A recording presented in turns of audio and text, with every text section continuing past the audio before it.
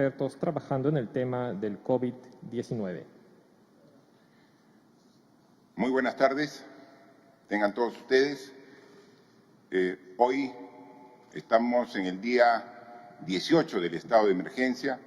Hoy es el día 2 de abril y en el transcurso de la mañana hemos tenido una amplia reunión con el Premier, con el Ministro de Salud, con el Ministro de Defensa, Ministro del Interior, Ministro de Transportes y Comunicaciones, pero con un grupo de profesionales científicos altamente calificados, que es el soporte de prospectiva COVID del Ministerio de Salud. Hemos dicho que esta tarea grande que tenemos de enfrentar esta enfermedad no es una tarea que la puede hacer solamente el Ministerio de Salud, incluso no solamente el gobierno, tenemos que hacerla todos. Es un reto muy grande el que hemos asumido todos los peruanos para enfrentar de la mejor manera el combate al virus COVID-19. Para ello, ayer presentamos a un grupo de profesionales de la salud que han conformado este comando del COVID-19 para que podamos tener una respuesta articulada de todo el Estado. Y ahí está el Ministerio de Salud, las Fuerzas Armadas, la Policía, las clínicas privadas, todos juntos para tener una buena respuesta. Pero tenemos que evaluar cómo va la evolución. Yo todos los días, y ese es mi compromiso ante el pueblo de todo el país, a todos los peruanos y peruanas, aquí yo estoy dando cuenta de cómo va la evolución, cómo estaba prevista la evolución inicial, que nos preocupó cuando recibimos esta información de sobremanera, pero también qué medidas debíamos tomar para que esa tendencia la cambiemos. Y por eso, desde el inicio, estamos cambiando y tomando decisiones para que los resultados sean los mejores. Que va a generar esta enfermedad daño, va a generar. Pero el esfuerzo que estamos haciendo con las decisiones que tomamos es tratar de disminuir todo lo posible el daño en la salud, en la pérdida de vidas humanas, en todos los aspectos, ¿no? En la economía, en la sociedad, y eso nos lleva a estar evaluando permanentemente la situación. Hoy día tuvimos esta reunión con profesionales del grupo Prospectiva que ha reunido el Ministro de Salud y que obviamente profesionales que muy solícitos y responsables dan todo su apoyo para darnos la mejor información. Son 8 personas los que integran este grupo.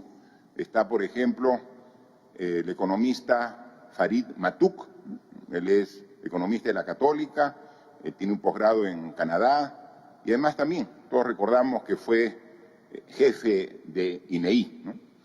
Está también el epidemiólogo Andrés Willy Lescano, ¿no? Él es, no solamente tiene formación en las ciencias de la salud, ¿no? Él tiene maestría, PhD en epidemiología, pero también él es ingeniero de sistemas, ¿no? A Willy Lescano tiene la combinación del conocimiento de la enfermedad y además también tiene toda la preparación de carácter estadístico, numérico, a través de su formación complementaria. Está también el doctor César Cárcamo. Él es médico cirujano de la Universidad Peruana Cayetano Heredia con maestría en salud pública, ¿no? En la Universidad de Washington. Maestría y doctorado, ¿no? Entonces, perfectamente. Luego tenemos al doctor Antonio Quispe Gutiérrez, también aquí presente, nos acompaña. Él es médico de la Universidad Nacional Mayor de San Marcos y también tiene maestrías, doctorados específicamente en el tema de esta enfermedad en general. Está el médico investigador de la Universidad Cayetano Heredia, Moisés Rosas, ¿no? Él es magíster en salud pública y salud global, ¿no? Entonces, adicionalmente no están aquí presentes porque están haciendo otras labores actualmente, pero son parte del equipo. El médico Luis Cordero, está también el médico César Munaico y también el señor José Magallanes. Es realmente un equipo de mucho conocimiento académico, pero conocimiento complementado con una gran experiencia profesional, ¿no? Que permite tener una información realmente sólida, que es la base en un aspecto para las decisiones que venimos tomando, ¿no? ¿Y cómo va la evolución? Vemos que se han tomado hasta el día de ayer 16.518 pruebas, de las cuales han dado resultado negativo 15.104 y positivo 1.414. Es decir, ha habido un incremento de 91 nuevos casos, ¿no? Los positivos más o menos están en el orden del 8.5% de las pruebas totales realizadas. Comenzamos al inicio, hace 2 semanas, con un porcentaje de 6%, luego subimos a 7%, y eso es la tendencia que veníamos esperando, ¿no? Ya hay 189 personas hospitalizadas, de las cuales 51 se encuentran en las unidades de cuidados intensivos de los diferentes hospitales, principalmente aquí, en la ciudad de Lima, pero también hay pacientes que están hospitalizados en varias regiones del país que tienen incidencia del virus COVID-19. Pero también hay que resaltar que ya más de 500 personas, 537 exactamente, ya están dadas de alta, es decir, ya están dadas como sanas. Conforme esta enfermedad va evolucionando, hay nuevas personas que tienen el virus, pero hay personas que lo tuvieron y desarrollaron la enfermedad y que ya están curadas, ¿no? Luego hay que manifestar que ayer la información que nos da la Policía Nacional es que continúan una gran cantidad de detenidos, de gente irresponsable que no cumple con las indicaciones y lo que está dispuesto, ¿no? Y pareciera que son las mismas regiones las que permanentemente están en los primeros lugares de este ranking que no es recomendable liderar, que son de personas detenidas, ¿no? Está siempre Lima por la cantidad de población en primer lugar, pero muy seguido de cerca de La Libertad y de Piura, ¿no? Entonces, definitivamente hay que siempre llamar la atención y continuar con este trabajo para cumplir el objetivo. Lo que yo quisiera hoy día dar a conocer como el anuncio más importante en base a la decisión que hemos tomado es que vamos a tener una variación de las características de la restricción en estos últimos 10 días que quedan hasta el 12 de abril, que concluye esta segunda etapa del estado de emergencia. Se ha evaluado con los expertos y ellos han analizado cuál es la evolución de la enfermedad, comparándola primero con cómo hubiera sido la evolución de la enfermedad si no hubiéramos hecho nada. Si solamente nos enterábamos que ya se evidenció la presencia del coronavirus en el Perú y no hubiéramos hecho nada. Han evaluado qué resultados tenemos con las medidas que hemos implementado en el país. Es lo que llaman a la curva, han dado lo que llaman la técnica del martillo, ¿no? Es decir, tratar de aplanar, de achatar la curva para que el pico sea más bajo de la cantidad de personas que día a día van declarándose como positivas, para que podamos nosotros responder de manera adecuada. Entonces, el martillo que hemos dado a la curva para tener mejor control de la evolución de la enfermedad ha tenido buenos resultados, pero no los que quisiéramos. Entonces, lo que recomiendan, y hoy día hemos estado en una larga jornada de análisis y trabajo, es darle un segundo martillo a la curva para que entre a lo que estamos esperando. Y eso es quizás lo que yo quisiera explicar, y un gráfico aquí es muy claro, y a veces explicar con cifras, con números, con porcentajes, no necesariamente todas las personas lo entienden, y queremos que esta explicación lo entendamos todos los peruanos.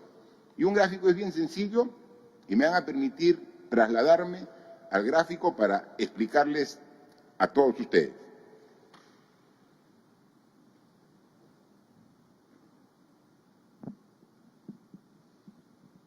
Miren,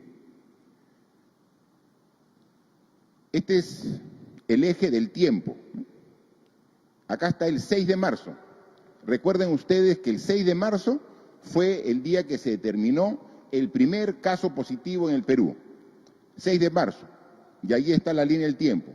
Y aquí está la línea de las personas que se van infectando con el virus, que se van contagiando con el virus. Entonces, la evaluación que hacen los expertos es ¿qué hubiera pasado si no hubiéramos hecho nada?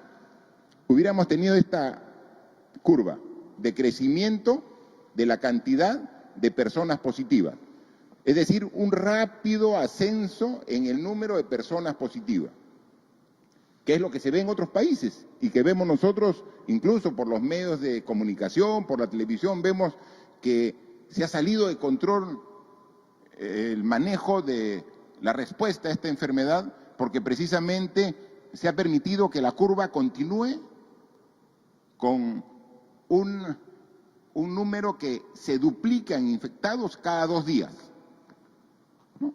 Y luego estaríamos pues por aquí, subiendo hasta este pico. Pero también el 6 de marzo, cuando evaluamos con el personal del Ministerio de Salud, dijimos cuál es nuestra capacidad de respuesta. O sea, ¿cómo podemos nosotros responder los casos que se presenten? Y ahí en ese momento, evaluando la capacidad de los hospitales, de las clínicas, vimos que teníamos listos para poder atender aproximadamente 100 camas de cuidados intensivos. Entonces, eso era lo más preocupante en esa oportunidad, que nuestra capacidad de respuesta era solamente de 100 camas de cuidados intensivos. En el Perú hay más camas de cuidados intensivos, pero ya están ocupadas para otras enfermedades. O sea, disponible juntando Salud, Minsa, Lima, provincias, se tenía disponibilidad de 100 camas para cuidados intensivos. Y miren cómo iba a ir la curva. Íbamos a tener más o menos 8 a 10 veces más necesidad de lo que podemos atender. Todo lo que está encima de esta línea punteada, no íbamos a poder atender. No íbamos a poder. O sea, la capacidad de respuesta del país, del sistema de salud, iba a ser rebasado. Entonces, es aquí donde nos plantean que hay que hacer la técnica del martillo, es decir, ¿qué medidas hacemos para que esta curva se achate? O sea, baje. Y entonces fue el estado de emergencia y las restricciones de la movilidad, porque en la medida que no haya movilidad de las personas, estamos evitando que el virus se mueva. Y es lo que hacíamos, evitar que el virus se mueva. Lo que hemos logrado, que esta curva, más o menos de color naranja que está acá, la convirtamos en una curva que es la curva azul. Es decir, con el martillo que se aplicó a la curva, con las medidas que todos estamos respetando, que todos, o no todos, la mayoría de la población está respetando, hemos logrado de que esta curva sea azul. Entonces, estamos un poco distanciando en el tiempo la evolución de los casos positivos. Y ya no vamos a llegar hasta este pico, si no vamos a llegar hasta este pico de cantidad de personas que se enferman, que se hospitalizan y que algún porcentaje de ellos llega a cuidados intensivos. Sí, ¿y qué adicionalmente hemos hecho? Hemos puesto todo nuestro esfuerzo para que la capacidad de respuesta como país ya no sea solamente de 100 camas UCI, sino hemos comprado, hemos habilitado, ahí está el hospital de Ate, las torres de la Villa Panamericana, comprar equipo, hay unos instrumentos legales para que permita contratar personal, porque lo más importante finalmente es el personal, y entonces ahora estamos en una capacidad de atender hasta 500 personas que lleguen a cuidados intensivos. Hemos quintuplicado, hemos multiplicado por 5 la capacidad de respuesta que tenemos como gobierno, como Estado, como país. Por 5 hemos multiplicado. Y además de multiplicar por 5 la capacidad de respuesta, hemos bajado este límite a donde iba a llegar como tope a este límite.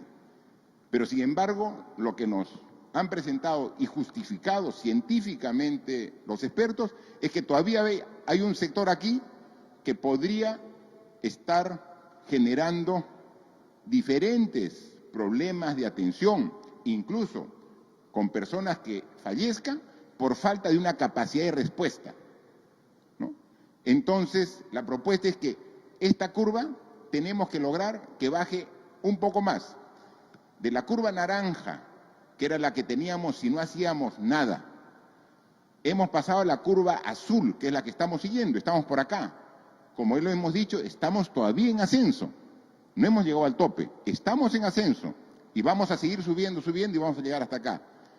Pero los expertos, y obviamente con el ministro de Salud, que es el que lidera todo este sistema, dice, hay que darle a esta curva un segundo martillazo para achatarle un poquito más la curva. Entonces pasemos de acá a acá para tratar de que nuestra capacidad de respuesta como Estado sea igual al nivel máximo que llegue la curva. Eso es lo ideal y tenemos que hacer todo esfuerzo para llegar a ese objetivo.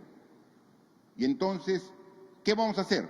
Está claro cuál es el objetivo de bajar la velocidad de contagio y aumentar la capacidad de respuesta. Entonces, a eso nos tenemos nosotros ahora que abocar. Por ello, ya hoy, inmediatamente después de esta explicación y este sustento que nos han dado, hemos aprobado un decreto supremo que a todas las medidas que ya están vigentes vamos a aumentar solo una. Tenemos que lograr que menos gente haya en las calles todos los días. Y hay experiencias en otros países que vemos que están resultando con resultados positivos. Hay dos formas de lograrlo.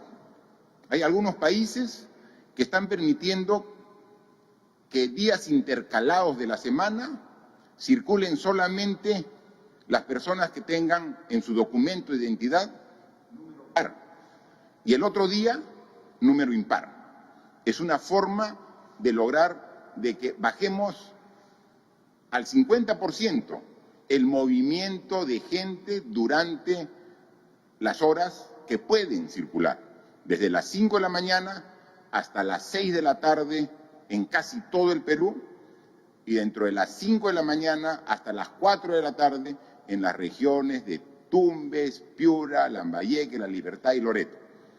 Ahí en ese horario la gente podía salir solamente para 3 cosas: para ir a comprar alimentos, para ir a comprar medicinas o ir al banco. Pero podían salir todos. Nosotros aquí en este decreto supremo estamos dividiendo prácticamente en 2 a la población. Y hay otros que han dividido en hombres y mujeres que puedan salir intercaladamente 6 días de la semana. Consultando sobre la necesidad de esta medida, hemos llegado a la conclusión que es necesaria para dar este segundo martillazo a la curva y lograr esa coincidencia entre el máximo número de casos que vamos a alcanzar con la capacidad de respuesta que tenemos como país. Entonces sí tenemos que hacerlo.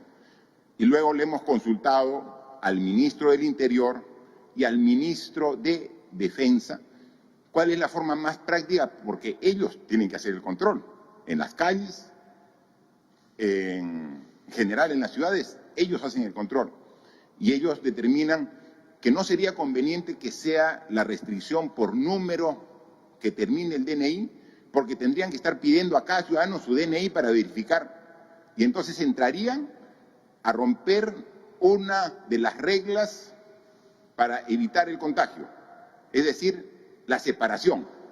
Porque si yo quiero verificar, tengo que pedirle a cada ciudadano, a ver, dame tu DNI para ver si te corresponde salir hoy día. Mucho más fácil es el control visual, dividiendo a la población en hombres y en mujeres. Y entonces el decreto supremo que ya hemos aprobado y que en horas de la tarde lo publicamos en edición extraordinaria de El Peruano, para que a partir de mañana sea vigente. Lunes, miércoles y viernes solamente podrán salir a las calles para cumplir con lo que está establecido en el decreto de estado de emergencia, los varones. Lunes, miércoles y viernes solamente los varones. Martes, jueves y sábado solamente tienen permitido la circulación las mujeres. Esta restricción será hasta el día domingo 12 de abril. Y los domingos la restricción es para todos. O sea, ni hombres, ni varones, ni mujeres pueden circular. Nos quedan solamente 10 días. Hagamos este esfuerzo adicional para lograr entrar en esta curva y podamos tener el control de la evolución de esta enfermedad. Van a seguir habiendo personas positivas y quizás más ahora, porque tiene una meta ambiciosa el ministro de Salud para pasar de las 1.500 pruebas diarias que hacemos actualmente a 12.000 pruebas diarias. Entonces, si hacemos más pruebas, van a haber siempre más o menos el mismo porcentaje y entonces aparentemente va a haber un incremento, pero está dentro de lo que está establecido en las proyecciones que se ha hecho. Pero tenemos que hacer este esfuerzo adicional, como han llamado los propios profesionales, este segundo martillazo a la curva. El primero tuvo efecto, pero necesitamos uno más para entrar dentro del límite de la capacidad de respuesta del gobierno. Esto entra vigente a partir de mañana. Y como mañana es día viernes, solamente podrán circular los varones, no las mujeres. Y al día siguiente, el sábado, solamente podrán circular las mujeres. Entra en vigencia. Y ese es el último esfuerzo que pedimos a todos para juntos poder enfrentar de manera adecuada este virus. Porque por ahí he visto que también corre en redes algún otro tipo de medidas que con muy mala fe se transmiten sin ninguna base y sustento. Por ahí alguien está circulando de que a partir de mañana, pasado mañana, va a haber lo que dicen, toque queda a las 24 horas por 2 semanas. Eso es imposible. ¿Cómo podríamos hacer eso? ¿Y cómo se alimenta la gente? ¿Y cómo se atiende? ¿No? Eso es, todas las medidas que hemos dado tienen racionalidad, tienen sustento y tienen un análisis práctico para que se lleven y sean efectivas, ¿no? En consecuencia, esta es la medida adicional a las que hemos tomado y esperemos nosotros que hasta el 12 de abril lleguemos a cumplir la proyección que se ha propuesto. Así que me parece que esta información que van a tomar conocimiento por intermedio de los medios de comunicación es sumamente importante y con el sustento adecuado vamos a justificar para el cumplimiento, como lo hemos hecho, con todo el esfuerzo y el compromiso de la ciudadanía desde hace 18 días que empezó el estado de emergencia. Un tema adicional, comunicarles que ayer se publicó, como hice conocimiento, el decreto de urgencia que disponía que más de 3 millones de peruanos que habían aportado al fondo privado de pensiones, a la AFP, podían retirar hasta 2.000 soles. Y eso ya las propias AFPs, en coordinación con los bancos, están haciendo la parte operativa. Seguramente a partir de la próxima semana ya será posible hacer efectivo, pero es en abril, es decir, tiene que ser ya a partir de la próxima semana la disponibilidad, la entrega de estos cerca de 4.500 millones de soles, que significa el monto que van a ir a 3 millones de peruanos, que son los que hicieron aportes más bajos, es decir, que ganaban menos, y en consecuencia son los que tienen más necesidad. O sea, del universo de 6.600.000 aportantes, estos 3 millones son los que realmente requieren un apoyo en esta etapa de emergencia, ¿no? Hemos tomado conocimiento que ayer la Junta de Portavoces del Congreso de la República ha aprobado un dictamen que permite retirar otro monto a los aportantes de las AFPs. Nosotros, como hemos dicho, respetamos a los poderes del Estado, al Poder Legislativo, pero les pedimos con mucha humildad, les pedimos con mucha sinceridad, ayúdennos, todos, también el Congreso, a superar esta situación. Miren todo el esfuerzo que estamos haciendo como Poder Ejecutivo. Mire todo el esfuerzo que le estamos pidiendo a los 32 millones de peruanos. No pongamos en riesgo el esfuerzo que estamos haciendo con alguna medida que estoy seguro que con la mejor voluntad puede generar algún tipo de distorsión en la visión integral que tenemos para atender esta situación. La medida que está en proyecto para ser aprobada por el Congreso, más o menos alcanza a posibilitar la entrega a estos aproximadamente 6 millones de aportantes, ya serían menos porque a 3 millones ya directamente nosotros, con la norma que ya hemos dado, hay 1.400.000 que le permite retirar todo, permitiría, o sea, retirar más de 30.000 millones del sistema, ¿no?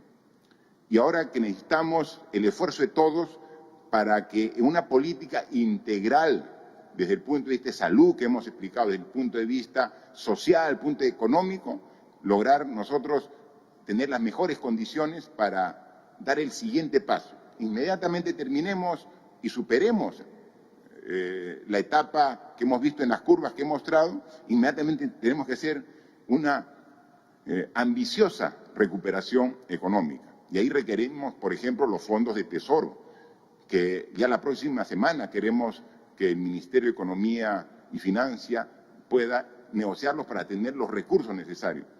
Hay medidas que directo o indirectamente pueden afectar esta visión integral. Aquí lo conveniente en una etapa de emergencia como estamos es que todas las medidas sean considerando que estamos en una situación de emergencia, que estamos todos en una situación de crisis. Entonces, todas las medidas deben ir en ese objetivo. ¿Cómo y de qué forma estamos aportando a salir de esta situación de emergencia? Entonces, si vamos a usar la CTS, es para salir la emergencia. Si nosotros hemos permitido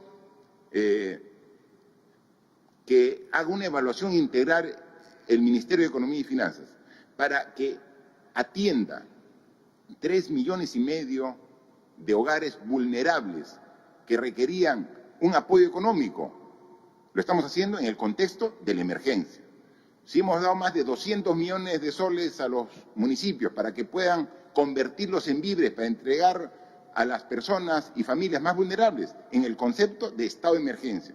O sea, cualquier decisión que se tome en estos días, en estas semanas, tiene que ser en ese concepto que estamos en un estado de emergencia, ¿no? Y en el caso específico de las AFPs, ayer lo he dicho, y asumí un compromiso público con la nación, que inmediatamente pase y estemos en la parte baja de la curva, vamos a plantear la reforma integral del sistema de pensiones, el privado y el público. Ha llegado el tiempo de hacer un planteamiento y hagámoslo juntos con el Congreso, pero las medidas que hagamos en el intermedio que sean para atender la emergencia. Esta medida, si aprueba el Congreso, ¿qué consistiría? Por ejemplo, dar un dinero disponible a más de 3 millones de personas que tienen ahorita empleo. Tienen empleo. Son de los privilegiados ahorita en este momento de emergencia que pueden cobrar a fin de mes. Y entonces, a ellos darles un desembolso de su fondo que tienen, es de ellos mismos, de 30.000 millones, no es una prioridad en este momento. Hay que verlo, pero inmediatamente pasemos la emergencia. Solamente a 1.800.000 aportantes se les va a devolver más de 18.500 millones de soles. Entonces, no corramos riesgos que con seguramente la mejor voluntad tengamos un resultado inesperado que pueda distorsionar las medidas en su conjunto que estamos haciendo. Nuestra propuesta es clara. Vamos a proponer la reforma integral, pero inmediatamente pasemos este estado de emergencia, esta crisis que está afectando a todos, ¿no? Y nuevamente el Premier aquí presente, con la ministra de Economía y el gabinete en su conjunto, está dispuesto a conversar ampliamente, con franqueza, con transparencia, con el Congreso de la República, para poder ver estos temas. Así que es lo que quería el día de hoy referirme y siempre convocar el apoyo y respaldo de toda la población. Es fundamental su apoyo en estos 10 días que quedan y por eso cuando hay que tomar decisiones no podemos dejar ni un día. Esta decisión podríamos decir ya la tomamos el lunes, perdemos días valiosos. Así que a partir de mañana se hace efectivo y entonces estamos seguros que la población mayoritariamente va a apoyar estos planteamientos como lo ha hecho desde el primer momento, permitiendo ver los resultados que hemos alcanzado. Quedamos a disposición para las preguntas. Gracias, señor presidente. Vamos a dar inicio entonces a la ronda de preguntas virtuales. La primera pregunta es de Cablevisión Canal 21 de Tumbes. La pregunta es, ¿qué medidas se van a tomar en línea de frontera?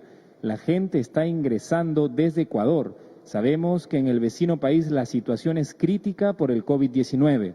La gente está ingresando por diferentes lugares de la frontera. Peruanos que radicaban allá, ecuatorianos y venezolanos que están evadiendo el control. Sí, es un tema que preocupa el refuerzo del control fronterizo. Por favor, Premier, usted que tiene reuniones permanentes con los ministros del Interior y ministro de Defensa. Gracias, presidente. Como Gobierno hemos tomado las medidas necesarias y pertinentes para atender circunstancias no previstas y las respuestas que hemos dado han sido siempre necesarias y urgentes. En un primer momento se prohibió los vuelos de Europa y Asia hacia nuestro país y en un segundo momento, ya con la declaratoria de emergencia, se prohibió el ingreso tanto aéreo, marítimo, fluvial y terrestre. En esto último, inclusive, se hizo más extensivo para imposibilitar el tránsito interprovincial. Efectivamente, tenemos una serie de denuncias del norte como del sur del país, que al parecer habrían filtraciones que permiten ingresos de ciudadanos de otros países hacia nuestro territorio. A efecto de ello, en primera instancia, hemos coordinado con las autoridades regionales de las respectivas regiones, pero sobre todo se les ha dado directivas expresas tanto al Ministerio del Interior como al Ministerio de Defensa, para que dote con un mayor número de militares como de policías para que puedan cerrar nuestras fronteras. Efectivamente, día tras día nos reunimos en la comisión multisectorial y se hacen permanentes evaluaciones de cómo vienen avanzando los acontecimientos. Y un foco de atención prioritario es justamente en nuestras fronteras. Muchas gracias, por favor. La siguiente pregunta es de Radio Nacional. La pregunta es: ¿se está evaluando reforzar la frontera con Ecuador a raíz del incremento de fallecidos en ese país? La presidenta del Tribunal Constitucional, Marianela Ledesma, ha sugerido la reducción de los sueldos de altos funcionarios. ¿Es viable esta medida excepcional? Por favor, Premier. Gracias, presidente. También. Sí.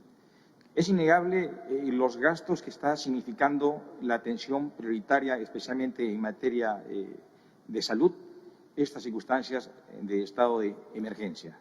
Hay que reconocer este aporte constructivo que lo ha emitido la señora presidenta del Tribunal Constitucional, la doctora Ledesma. En principio, esta es una propuesta y está en permanente evaluación y tiene que estar sujeta a que no tenga ningún contraste con el marco normativo vigente. Pero a su vez también que sea oportunidad para reconocer este desprendimiento. Creo que es la actitud que tiene que asumir todo buen peruano, de sumar su mejor esfuerzo para que al lado de su gobierno podamos salir prontamente de lo que son estas delicadas contingencias de salud en las cuales está inmerso nuestro país. Gracias. La siguiente pregunta es de Radio Santa Rosa. La pregunta dice: al parecer hay demora en la distribución de las canastas de víveres porque todos los municipios no cuentan con la logística necesaria. ¿El gobierno está controlando de alguna manera esta distribución para que funcione a la brevedad posible? Porque hay mucha queja al respecto y es urgente. Por otro lado, hay personas de buena voluntad en el Perú y el extranjero que quieren hacer donativos. Se podría canalizar por medio del gobierno o tal vez encargar a Cáritas de la Iglesia el reparto de donativos conjuntamente con el Ejército para que no ocurra lo de esta mañana en Villa El Salvador, donde un club deportivo generoso llevó canastas y se congregaron cientos de personas.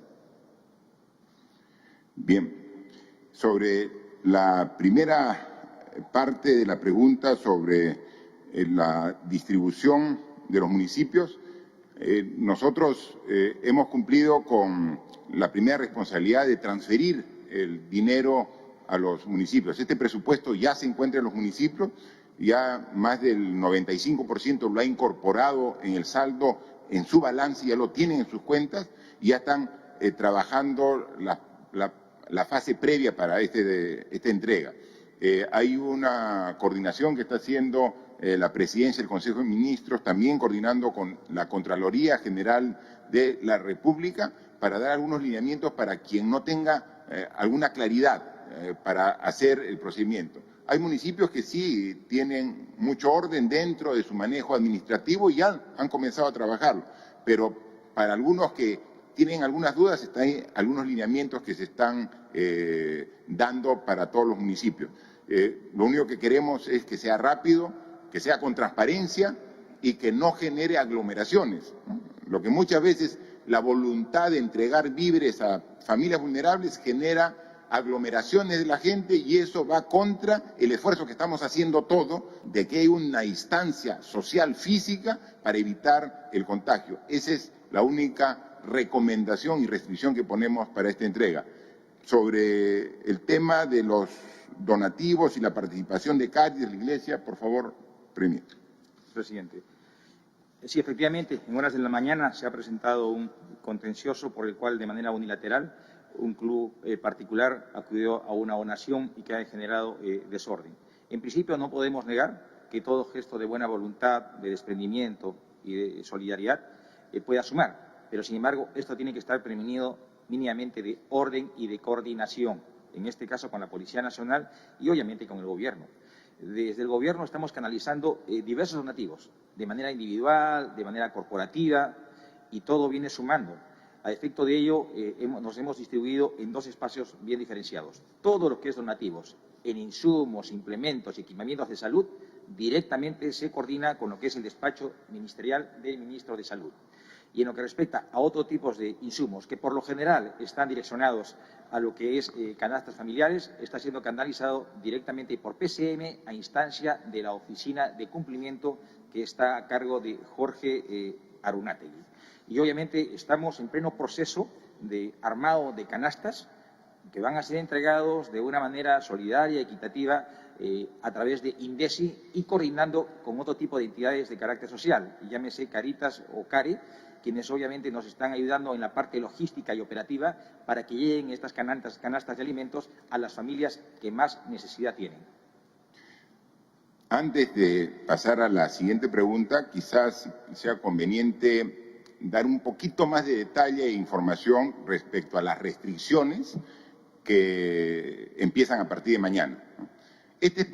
La restricción es para la gente que sale a comprar, no para el que trabaja en los mercados, en las tiendas. No es para quien trabaja en un banco, en una farmacia. Ellos, esta farmacia que atiende, que tiene permitido vender, porque lo que hemos asegurado es el abastecimiento de todos estos productos. O sea, para que todos podamos cumplir con esta etapa de estado de emergencia, tenemos que tener la seguridad que en la familia, que en el hogar, podamos adquirir el remedio en una farmacia que necesitamos. Necesitamos asegurar los alimentos en las tiendas, en los centros comerciales. Necesitamos también poder ir a un banco. El personal del banco, el personal de las tiendas, el personal de las farmacias, sea hombre, sea mujer, indistintamente seguirá trabajando porque tiene la autorización de trabajo. La restricción es para el ciudadano que no está cumpliendo una función de esas que son las primordiales que están autorizadas. Para ellos, para el ciudadano que normalmente iba, y lo que ocurría era que a veces se tenía que ir a comprar, faltaba víveres en la casa, o ir a la farmacia, iba el papá, la mamá y el hijo, cuando hemos dicho que es una sola persona. Entonces, ahora lo que estamos viendo es que sea una persona, y por días de la semana puede ser varón o puede ser mujer, eso está absolutamente claro, pero es el que va a comprar. Los que venden son exactamente, para ellos no hay restricción, o sea, no queremos poner ninguna dificultad para asegurar el abastecimiento para toda la población, que es fundamental para el éxito de estas medidas. Y otra cosa más, queda absolutamente claro que en los más de 2 años de gobierno que tengo como presidente, he demostrado que este es un gobierno inclusivo. O sea, nuestro gobierno es un gobierno inclusivo. O sea, no tengan ningún temor. Cuando hablamos de varones y mujeres, no estamos solamente teniendo en cuenta una mentalidad uno u otro. Sabemos que dentro de una igualdad de género, en su concepto más grande, pueden haber ciudadanos que se encuentran en otro tipo de ellos mismos, de su sentimiento. Van a tener claramente instrucciones las Fuerzas Armadas, la Policía Nacional, que hace el control, para que esto no sea pretexto de ninguna medida de carácter homofóbico en absoluto. Nuestro gobierno es inclusivo y todas las normas que damos es pensando en absolutamente toda la ciudadanía. Por favor. Gracias, señor presidente. La siguiente pregunta es de Revista Lima Gris. La pregunta es, ¿cuáles son las medidas económicas propuestas por el Ministerio de Cultura dentro del ámbito de su competencia, ya que Colombia, por ejemplo, viene apoyando a los artistas y gestores culturales más vulnerables? Nos ufanamos de poseer una cultura milenaria y cuna de civilización. ¿Por qué entonces, ante un estado de emergencia por el COVID-19, se deja en la orfandad a nuestros compatriotas que realizan labores excelsas en las artes, las expresiones y creaciones artísticas e industrias culturales? Bien, a los señores, a los periodistas de Lima Gris, manifestarle que ya le hemos encargado precisamente a la ministra de Cultura para que también haga una evaluación de esta parte de la población a las cuales hace referencia. Estamos viendo por sectores quiénes son los que requieren un apoyo. Y entonces también, y ayer lo dije, recuerden en la conferencia el día de ayer, que nosotros tenemos 3,5 millones de hogares ya identificados que van a recibir el apoyo de 760 soles. Los 380 soles en 2 armadas, 760. Tenemos también identificado en el Padrón General de Familias en el Perú cuáles son los que no requieren apoyo, que están siendo afectados, pero que tienen ahorita la capacidad de atender sus necesidades.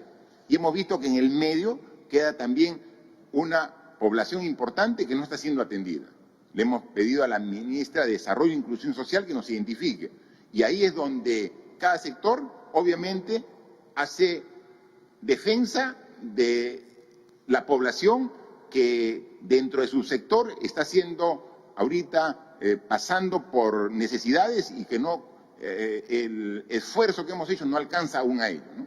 Tenemos, por ejemplo, ¿no?, el Ministerio de la Producción, donde dice, yo tengo un sector de pescadores artesanales que hay que ver y evaluar cómo podríamos ayudarlo.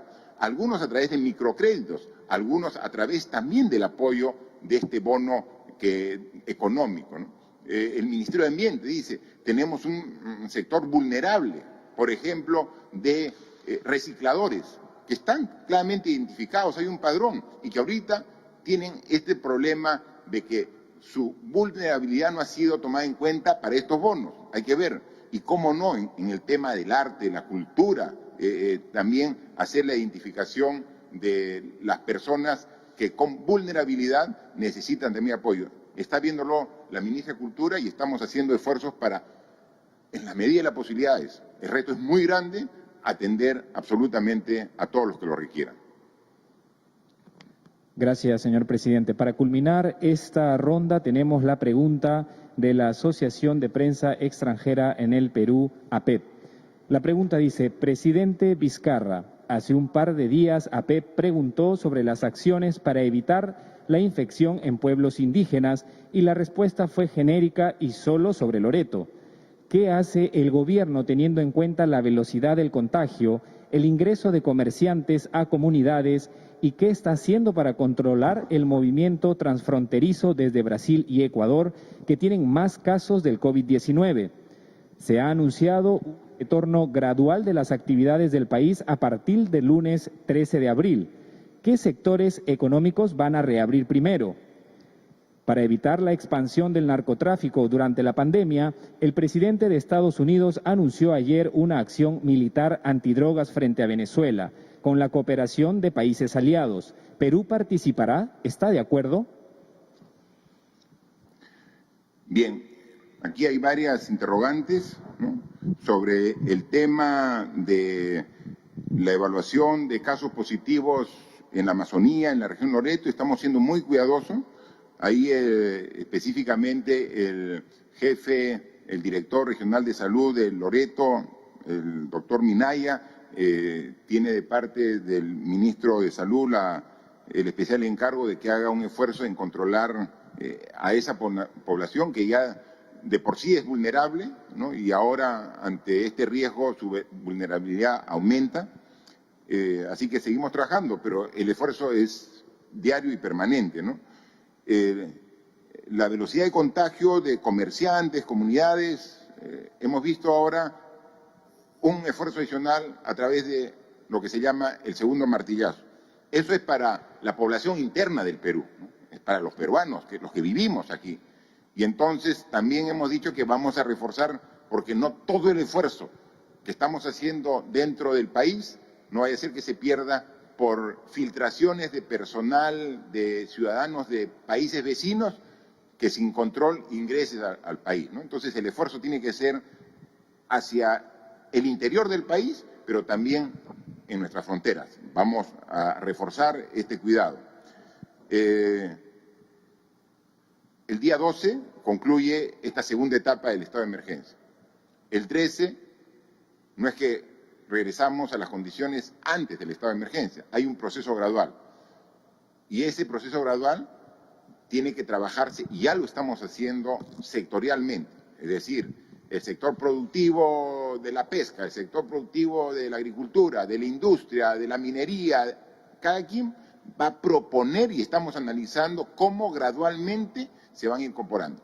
Todavía no tenemos este proyecto de carácter integral. Está todavía siendo elaborado por cada uno de los ministerios y seguramente será motivo de análisis y discusión en la próxima sesión de Consejo de Ministros. Y cuando ya lo tengamos verificado y consensuado y también cruzado con la información de los expertos, de los científicos, del propio Ministerio de Salud, ya lo iremos dando a conocer con anticipación de la culminación del plazo, ¿no?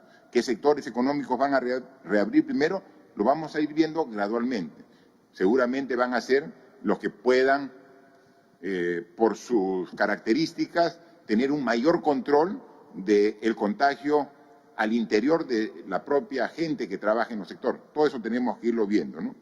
En el tema de la lucha contra el narcotráfico es un trabajo permanente. Nuestro personal policial y de las Fuerzas Armadas sigue trabajando y cumpliendo esa medida en la zona donde hay la mayor concentración en el Brain. Y como ahora está completamente prohibido el transporte y verificado y controlado la carga, entonces ahora también es una forma indirecta de dar un gran ajuste a todo esta actividad ilegal de narcotráfico que existe en algunos lugares del Perú. Así que estamos trabajando directamente. Las decisiones las tomamos aquí en el Perú en beneficio de lo que es mejor para todos los peruanos. Así lo hemos hecho y esa es una de las características de nuestro gobierno y así lo vamos a continuar. Así que hay aún mucho trabajo por hacer y lo vamos a lograr en la medida que tengamos el apoyo de todos ustedes. Muchas gracias.